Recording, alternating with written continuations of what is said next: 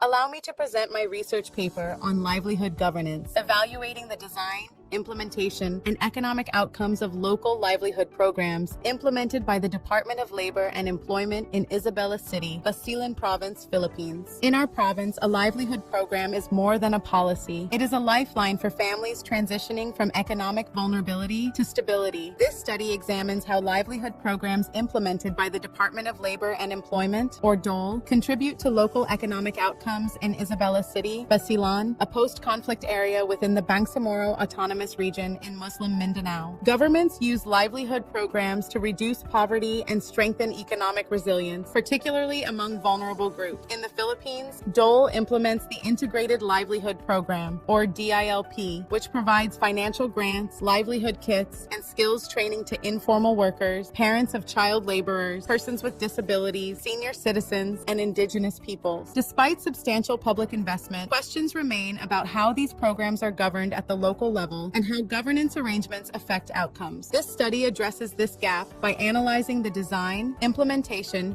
and economic results of DOLE livelihood programs using John Koyman's interactive governance theory. It focuses on how DOLE, local government units, barangays, accredited co-partners, and beneficiaries interact in delivering livelihood support in a fragile, conflict-affected context. A mixed methods case study design was employed. Qualitative data were collected through key informant interviews and focus group discussions, while quantitative data were obtained from DOLE reports, beneficiary surveys, and Philippine Statistics Authority records. The study compares accredited co-partner-led projects 2023 and barangay-led projects 2025, and thematic analysis and descriptive statistics were used to assess governance processes and economic outcomes. Findings indicate that DOLE livelihood programs operate within a multi-actor governance system. Barangay-led projects showed faster fund disbursement and stronger coordination, whereas co-partner-led projects provided more frequent training and higher asset utilization. Approximately 2/3 of beneficiaries reported income increases 6 months after program implementation. However, governance challenges persist, including delayed fund releases,